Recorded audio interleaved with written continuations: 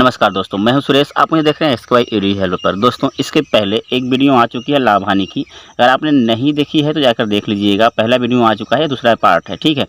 तो इस पार्ट का पहला क्वेश्चन देखते हैं जो आपके स्क्रीन पर है। क्वेश्चन है, एक व्यक्ति 480 रुपये में 2 घड़ियाँ खरीदता है, ठीक है। एक घड़ी को 15% हानि और दूसरी को 19% लाभ पर बेचता है। एक घड़ी को 15% हानि, 15% हानि का मतलब है 15% लॉस हुआ और ये फ्रैक्शन बनाएगा 3/20 का। फ्रैक्शन नहीं बनाने आता तो देख लीजिए। फ्रैक्शन बनाएगा 15 बट्टा क्या लिखेंगे, प्रतिशत आने के लिए 15/100 से करेंगे भाग। तो 3 × 15, 5 से कटेगा तो 3 बार में और 5 से कटेगा तो 20 बार में, तो आएगा फ्रैक्शन 3/20 का। और दूसरी पर क्या हुआ है, दूसरी पर 19% का लाभ हुआ है। 19% का लाभ लेने के लिए आपने क्या करनी है, देखिए 19%, 19 किसी से कटने वाली संख्या नहीं है, ठीक है। तो 19 बटा क्या लिखेंगे 100, सीधा सीधा फ्रैक्शन इसका ये बनेगा, इसका फ्रैक्शन ये बनेगा।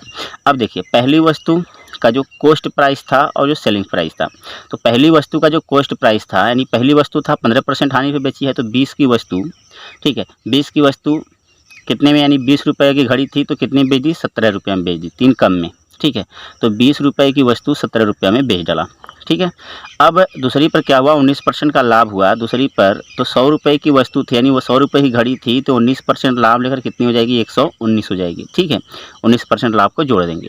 अब देखिए उसने कहा था ना कि इन दोनों का मूल्य जो था ना, ये समान मूल्य पर बेचा गया है। किस पर बेचा गया है, समान मूल्य पर बेचा गया है। जो सेल किया गया है समान मूल्य पर सेल किया गया है। तो 7 से इसमें गुणा कराएंगे 119 बनाने के लिए, तो 17 7 119 हो जाएगा। तो 119 ये समान मूल्य हो गए। अब देखिए जब 17 से 7 में गुणा कराया 17 से, तो इसमें भी 7 से गुणा कराएंगे तो कितना हो जाएगा, 140 हो जाएगा। अब 140 पहली वस्तु का, दूसरी वस्तु का 100, ठीक है। अब दोनों का जो हो जाएगा 140 और 100 कितना, 240। और यहाँ पर कितना हो जाएगा, क्या दिया था आपका, 480 रुपये में 2 घड़ियाँ खरीदता है, ठीक है। 2 घड़ी 480 में, तो देखिए 140 का पहली घड़ी, दूसरी घड़ी 100 का, तो हो जाएगा 240 नहीं 480 का दे रखा था, ठीक है। 480 का दे रखा था, कई गुणा हो रहा है, एक का वैल्यू कितना आ रहा है, एक का वैल्यू 2 आ रहा है। तो आपसे पूछा है कि दोनों घड़ियों का मूल्य क्या है। तो पहली घड़ी का जो मूल्य है वह आपने निकाला है 140, ठीक है। और दूसरी घड़ी का जो मूल्य है आपने निकाला है कितना, 100।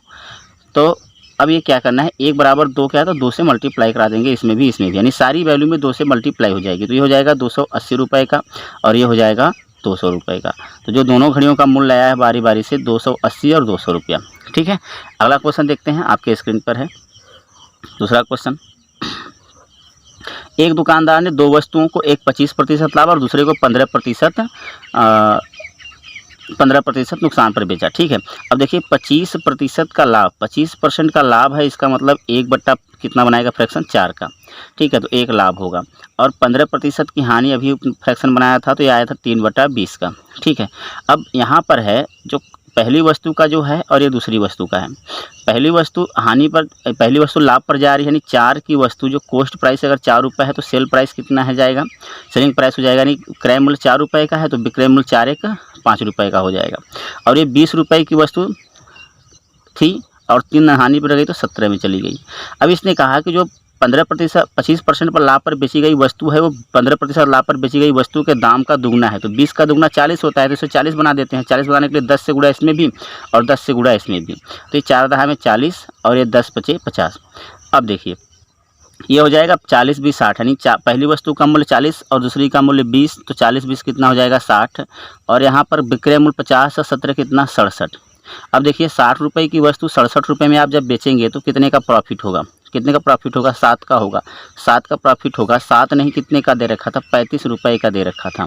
तो 1 का मान हो जाएगा 5 रुपया। जब 1 का मान 5 रुपया हो जाएगा तो आपसे पूछा था कि दोनों वस्तुओं का क्रय मूल्य क्या है। तो दोनों वस्तुओं का क्रय मूल्य देखिए 40 × 20 कितना, 60 है। तो 60 का भी 5 गुणा करा देंगे तो 6 × 5 = 300 रुपया। तो दोनों वस्तुओं का जो क्रय मूल्य आएगा वो 300 रुपया आएगा, ठीक है। अगला क्वेश्चन देखते हैं, तीसरा क्वेश्चन आपके स्क्रीन पर है। तीसरा क्वेश्चन है कि भैया बजाज इलेक्ट्रॉनिक 2 माइक्रोवेव प्रत्येक 48 रुपये की दर में बेचता है। अच्छा देखिए प्रत्येक को 4800 रुपये में बेचता है, नहीं दोनों का मूल्य क्या है, बराबर है। उसे 20% का लाभ और दूसरे पर 20% की हानि होती है पूरे लेन देन। अच्छा पूरे लेन देन में प्रतिशत हानि पूछ दिया, तो देखिए एक पर उसे 20% का लाभ हुआ है और दूसरी पर 20% की हानि हुई है।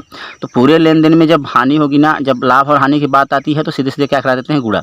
जब गुणा कराएंगे तो आएगा कितना, 400%, ठीक है, माइनस 400 और बटा 100 करके हटा देंगे इसको, 0 0 कैंसिल हो जाएगा। ठीक है, तो कितना आ जाएगा आपका आंसर आ जाएगा 4%।